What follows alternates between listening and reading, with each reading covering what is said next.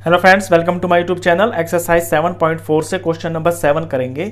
इस क्वेश्चन के 1 से लेके 4 पार्ट्स हम लास्ट वीडियो में कवर कर चुके हैं। इस वीडियो में हम 5th पार्ट करेंगे। If a x1 y1 b x2 y2 and c x3 y3 are the vertices of a triangle abc। किसी ट्राइंगल abc के वर्टिसेस आपको दे रखे हैं। Find the coordinates of the centroid of the triangle. तो इस triangle का जो सेंट्रोइड होगा उसके कोऑर्डिनेट्स आपको निकालने हैं। देखिए, सेंट्रोइड पहले समझ लीजिए क्या होता है। सेंट्रोइड वो पॉइंट होता है ट्राइंगल के अंदर लाई करता है जो एग्जैक्ट बिल्कुल बीच में होता है। सेंट्रोइड से मतलब समझे ना, सेंट्रोइड बिल्कुल सेंटर में होता है। यहाँ से जो डिस्टेंस है ना वो पूरा बराबर होता है। अगर ऐसे यहाँ पे एक सर्कल बनाते हैं ना तो बिल्कुल इन तीनों साइड्स को टच करता है। ये सेंट्रोइड होता है।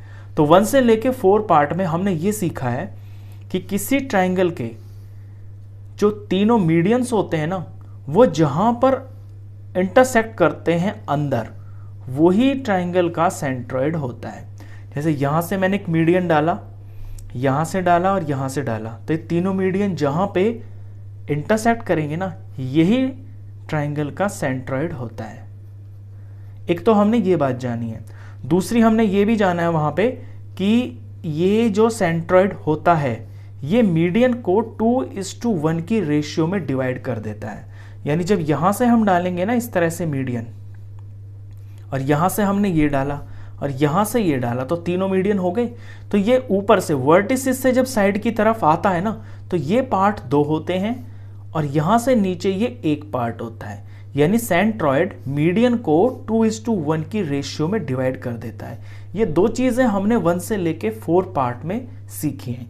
इन्हीं का हम यूज करेंगे और एक यहाँ पे एक फॉर्मूला तैयार कर देंगे मीडियन ये सेंट्रोइड निकालने का। डायरेक्ट एक फॉर्मूला तैयार कर देंगे।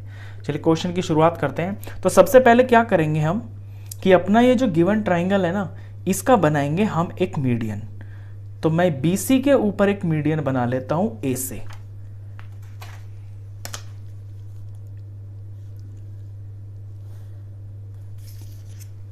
ये मैंने एक मीडियन बना लिया है AD।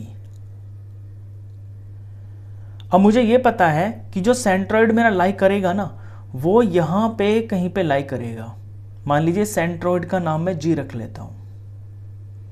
और मुझे ये पता है कि जब ऊपर से मीडियन पड़ेगा तो A से लेके G तक होगा 2 पार्ट और G से लेके D तक होगा 1 पार्ट। तो ये मेरे काम करेंगे M1 और M2 का। और यहां पे मैं सेक्शन फॉर्मूला लगा दूंगा और ये G के कोऑर्डिनेट्स है ना इन्हें मैं फाइंड कर लूंगा। लेकिन उससे पहले सेक्शन फॉर्मूला लगाने से पहले जिस लाइन के अंदर मैं सेक्शन फॉर्मूला लगा रहा हूं मुझे उसके दोनों एंड पॉइंट्स के कोऑर्डिनेट्स पता होने चाहिए।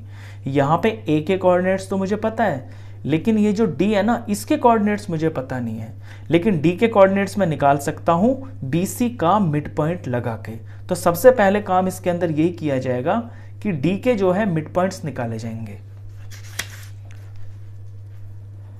सॉल्यूशन यहां से है as AD is median thus D is midpoint of BC। D BC का मिड पॉइंट है। अब कोऑर्डिनेट्स ऑफ D निकाल लें तो लिखेंगे कोऑर्डिनेट्स ऑफ D। D के कोऑर्डिनेट्स जो हो जाएंगे वो मिड पॉइंट फॉर्मूला, जो भी मिड पॉइंट फॉर्मूला होता है उससे निकलेंगे। तो मिड पॉइंट फॉर्मूला जो होता है ये x1 प्लस x2 अपॉन 2 होता है और y के लिए y1 प्लस y2 अपॉन में 2। इसको लगाने से हमें D के कोऑर्डिनेट्स पता चल जाएंगे। अब यहाँ पे क्योंकि मैं B और C को ले रहा हूँ तो B के लिए जो ये कोऑर्डिनेट्स है ये मेरे काम करेंगे x1 और y1 का, और C के जो कोऑर्डिनेट्स है ये काम करेंगे मेरे x2 और y2 का। ये मुझे भरने यहाँ से देख के। तो x1 और x2 ये हो गया है x2 और x3। तो यहाँ पे x2 प्लस x3 अपॉन में 2, y1 y2 ये y2 और ये y3, तो y2 प्लस y3 अपॉन में 2। इन्हें हम सॉल्व तो कर नहीं सकते, हमने तो जस्ट फिगर और ये जो कोऑर्डिनेट्स दे रखे हैं उसके अकॉर्डिंग मिड पॉइंट निकाल लिया डी का। डी के ये मिड पॉइंट आ गया, मैंने यहाँ पे लिख लेता हूँ, यही आगे मेरे यूज होंगे। ये x का कोऑर्डिनेट है, x का है ये y के लिए y2 प्लस y3 अपॉन में 2। ये अब a और d में मुझे सेक्शन फॉर्मूला लगाना है। a के और d के दोनों के कोऑर्डिनेट्स मुझे पता है और मुझे इनके बीच में ये जो g है ना, यहाँ से यहाँ तक का रेशियो पता है, ये 2 है और ये 1 है। तो सेक्शन फॉर्मूला पहले लिख लेते हैं। तो coordinates of g, coordinates of g निकलेंगे सेक्शन फॉर्मूला से। सेक्शन फॉर्मूला लिखने का तरीका मैंने आपको लास्ट वीडियो में भी बताया, आसान पैटर्न होता है इसका। नीचे हम m1 प्लस m2 लिखते हैं, ऊपर भी m1 प्लस m2 ऐसे प्लस में लिख देते हैं। फिर ये y के लिए है, नीचे m1 प्लस m2 लिख देंगे और ऊपर m1 प्लस m2 लिख देंगे सम में। अभी क्योंकि ये जो है ये x का पार्ट है और ये y का है, तो x वाले में मुझे x लगाने हैं। तो m1 के साथ में तो लगाते हैं x2 और m2 के साथ में लगाते हैं x1। ऐसे यहाँ m1 के साथ में हम लगाएंगे y2 और m2 के साथ में लगाएंगे y1। ये प्रोडक्ट में है। अब यहाँ से देख के हम अपनी वैल्यूज भरेंगे। तो पहले मैं m1 और m2 को ही लिख लेता हूँ, मुझे ऐसे करना आसान लगता है। तो नीचे मैं लिख लूँगा 2 प्लस 1 और यहाँ दूसरे के लिए 2 प्लस 1 और यहाँ पे मैं लिखूँगा 2 प्लस 1, थोड़ा खुला खुला लिखूँगा क्योंकि यहाँ पे मुझे x2 और x1 भरने हैं। 2 प्लस 1। अभी यहाँ पे m1 के साथ में मुझे x2 भरना है। अब देखिए क्या होगा कि जब मैं a d को ले रहा हूँ तो a के जो कोऑर्डिनेट्स हैं वो काम करेंगे मेरे x1 और y1 का, और जो d के कोऑर्डिनेट्स हैं ये मेरा काम करेंगे x2 और y2 का। अब मुझे इन पे फोकस रखना है, इनसे मुझे कोई मतलब नहीं है। तो यहाँ मुझे भरना है x2, तो x2 है यहाँ पे x2 प्लस x3 अपॉन में 2, तो ये चीज़ मुझे भरनी है यहाँ पे। तो x2 प्लस x3 अपॉन में ये 2 और मैं इसे ब्रैकेट लगा दूंगा, ये आपस में प्रोडक्ट में है। 1 के साथ मुझे भरना है x1, x1 है मेरा यहाँ पे x1 की वैल्यू यहाँ x1 ही है, तो यहाँ पे x1 लिख दूंगा। अब बढ़ते हैं y की तरफ, यहाँ पे y2 भरना है, तो y2 मेरा ये होगा, y2 है y2 प्लस y3 अपॉन में 2, तो ये मुझे यहाँ लिखना है y2 प्लस y3 अपॉन में 2 और ये ब्रैकेट लगाऊंगा क्योंकि ये प्रोडक्ट में है। यहाँ पे 1 के साथ में मुझे भरना है y1, तो y1 ही है, तो यहाँ प्रोडक्ट होगा y1। तो इसको भरने में थोड़ी आपको सावधानी रखनी होगी। अब इसे सॉल्व कर देते हैं। देखिए यहाँ पे मैं देख रहा हूँ 2 से 2 कट गया। अब ऊपर अगर देखूँ तो ये x2 है प्लस x3 है और प्लस में x1 को 1 से मल्टीप्लाई करेंगे तो x1 है, यानी x1 plus x2 plus x3। मैं इसको थोड़ा सीक्वेंस में लिख दूंगा, अच्छा लगेगा। तो x1 plus x2 plus x3 और नीचे जो आया है ये 3 आ गया है।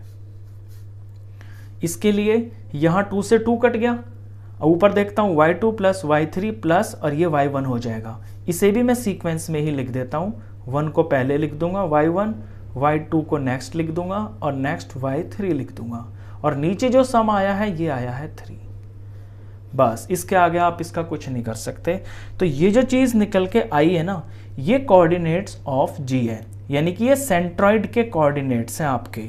अब किसी भी ट्राइंगल के अगर आपको तीनों वर्टिसेस के कोऑर्डिनेट्स दे रखे हैं ना, यहाँ पे तो x y की फॉर्म में है, अगर नंबर फॉर्म में होंगे ना जैसे 2 5 9 6 8 3, तो डायरेक्ट आप ये वाला फॉर्मूला लगा के किसी भी ट्राइंगल के जो सेंट्रॉइड है उसके कोऑर्डिनेट्स निकाल सकते हैं। तो ये क्वेश्चन तो मैंने कर दिया है।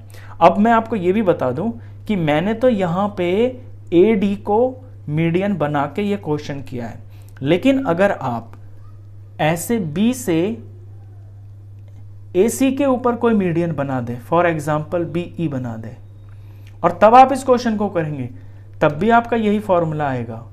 तब पहले आपको E के मिड पॉइंट निकालने पड़ेंगे, जैसे मैंने यहाँ D के निकाले, और फिर इसी तरह से सेक्शन फॉर्मूला लगाना होगा।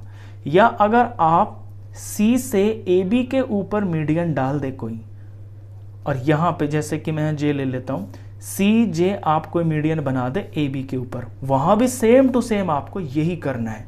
पहले जे के आप जो जे है इसके मिड पॉइंट यानी जे के कोऑर्डिनेट्स निकालेंगे ए बी का मिड पॉइंट लगा के, फिर यहाँ पे ये वाली जो रेशियो है ना जो वर्टिसेस से जा रही है ये 2 हो जाएगी और ये 1 हो जाएगी, और सेक्शन फॉर्मूला लगा के एग्जैक्टली आपका यही आंसर आएगा। लेकिन आपको तीनों पार्ट करने की ज़रूरत नहीं है, आपको सिंपली बताना है कि ट्राइंगल के सेंट्रॉइड निकालने, तो आप एक ही पार्ट से कर सकते हैं। हाँ, इन दोनों के लिए आप सिमिलरली करके लिख सकते हैं, या ना भी लिखें तो कोई दिक्कत नहीं है। एग्जाम में आएगा तो सिर्फ इतना ही आएगा कि ये 3 वर्टिसेस दे रखे हैं, आप सेंट्रॉइड निकाल लिए ट्राइंगल का, क्वेश्चन खत्म। तो इस वीडियो में बस इतना ही। नेक्स्ट क्वेश्चन के लिए मिलते हैं फिर नेक्स्ट वीडियो में, तब तक के लिए गुड बाय।